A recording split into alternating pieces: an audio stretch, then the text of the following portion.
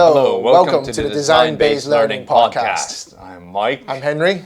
And today we're starting episode 7. Number 7. My favorite number, actually. Really? Make sure it's a good one today. Okay, I hope so. So what's going on today? Again, coffee. We had coffee, and this is interesting. You told me something very interesting. Yeah, the Chinese teacher came up to me and was like, I've got a challenge for you, Henry. Okay. And I was like, what it is? And she was like, I actually love the concept of DBL, and it sounds good and everything, but then let's get practical.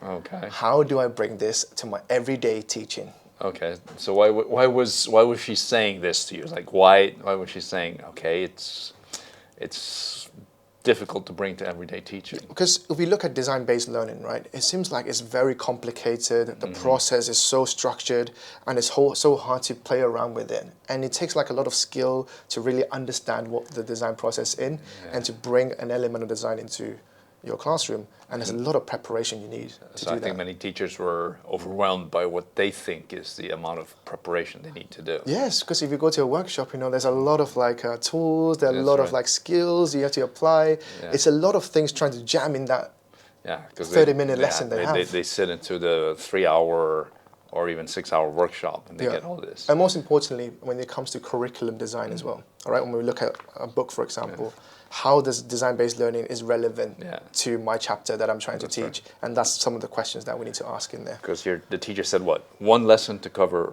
one chapter. Yeah, one lesson to cover one chapter. So where's the design-based learning? Yeah, and how the design-based learning still can benefit and applied into that one chapter. Can we put it in one lesson? And in one lesson, yeah. So how do we do it? How did it do it? So what is it? Simple, right? Design something. So in any lesson, you can design something. Yeah, because we were trying to understand what design-based learning in a very easy way for people to understand what it is. And the easiest solution that we came up with is design-based learning basically means design something in your lesson. And as simple as that, you are doing design-based learning. So kids can create or design whatever it is. Yes, kids can create and design anything it is in their learning experience. So the next question to the teacher is, what can I design in one lesson? You're talking 30 minutes. What can a kid do in 30 minutes? Yeah, so she gave us a book, all right? It's Chinese book, a primary 4 student. And then we just randomly open a chapter and see mornings jamming. And we're like, how do we put design-based learning into this chapter? So this chapter is about a picture of mother now and a picture of mother in 20 years' time. Right. And students will need to learn about descriptive language on how the appearance has changed over the years. So the purpose of this is really the vocabulary learning for descriptive language. Exactly. And then the reading comprehension on descriptive language, right? So how do we put design-based learning into a chapter like this? I don't know. What did you think about? So remember, right? If you can design something, that's already design-based learning.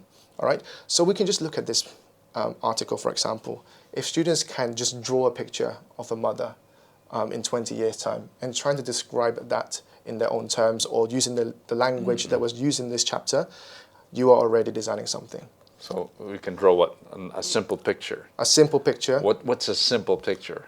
I most usually imagine a simple picture still will take more than one lesson to draw. It could be just an outline of a person you've printed out and kids can just color it in. And just to put some descriptive idea about it, maybe a black hair, maybe a very tall nose, a very thin lips, for example, they can learn about this descriptive language. The complexion of the face, the shape of the face, right? Exactly, yeah. So as simple as that, coloring, or you can draw it too. So and that's already creating something. It's like just an outline, color, and then write small descriptive things beside it, right? But it sounds a little bit tedious, right? Okay. But why is it so beneficial for students to design or create something after learning something? Well, if they're reading something, it helps them to connect all the dots of different things. So you have vocabulary, you have reading comprehension, you have all the language that they have to learn, you have the how to put all the language together. So you connect the skills, the knowledge, the vocab, the experience, and the emotions there. So it all comes together in just a simple piece of work that they're trying to produce. That's what's amazing about design-based learning, isn't it? And we forgot to mention that before they start doing the drawing, we have to do the knowledge input, right? Yeah. So the teacher will give the vocab, the descriptions, the structures, in either using the textbook or either giving them cards, right? Giving them small or putting on the blackboard, right? The little words that they can use. Yeah. So when you put all that together, what happens? This is the time when students feel like they own the knowledge, all right? Because I'm trying to make sense of the knowledge that I've just learned and trying to connect those dots in my brain into creating something that means something to me. Okay. And once you have that, that means you have more ownership in terms of your learning. And then that's where we hope that we can create a deep learning experience for kids so that this actually means something for them. And it can get into that emotional level as well. So once students create something, right, they are the master of creator. Yeah. So I can talk a lot about my idea or my drawing, why I've put this. And you can practice a lot of presentation skills in there too.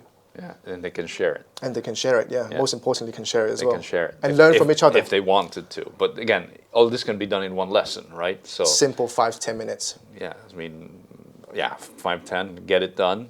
Okay, the sharing part, the kids may want to share it. You may not have time to share it, but they still want to share it. That's the key, right? Yeah, and that's why it's a great way when you just design something, it can change the dynamics already. Okay. But compared to it's been done before, we just read the chapter, we did the exercise, and that's pretty much it. Okay. But once you give that ownership for students to create something, and that's when the magic can happen, the deep learning experience, and also the ownership of learning. So what are the steps needed to get the DBL into learning? So 3 steps that we created, all right? The first one is just to pick a chapter, all right? Okay, pick a chapter from the book. Pick a chapter from the book and look at the content and also the learning outcomes of what this chapter is trying to achieve. And the second point, what is it? Is to think of something that is a task or a design process that is relevant, that can be delivered within a lesson, and that something that students are able to do. That's important. So achievable. So basically, pick a deliverable at that time. That could be a poster. It could be as simple as drawing a picture, or not even drawing a picture, just coloring an outline, or designing a website. Anything that does with design. Yeah, but a website cannot work in one lesson. And that comes with the third point. All right, and trying to assess the time and also the effort students would require in that short period of time. So for example, the website one, it might take 5 to 6 lessons to design a website. Yeah. And we might not have time for that. Okay. But what we can do in a 5 to 10 minute gap is to draw a sketch of the website or make it a paper cardboard on how the website would look like. Or a mind map or a concept map of how the website is going to look. Exactly, yeah. So you can break it down in simple terms like that, allowing students to have the opportunity to create something. Or to mock up the menus and what they would put. Right? Yeah. So basically, there's one thing I want everyone to take away from this podcast today. Design something. Design something. Every lesson, design something. Yeah, and that is already a good way to begin your design-based learning career. Right. Design-based learning career in the classroom. In the classroom. Right. All right. Okay. So hope this is useful for every teacher today that's listening. Too. Yes. So that's it for our podcast today. That's it for that. It's short, sweet. Goodbye. Start designing something. See ya.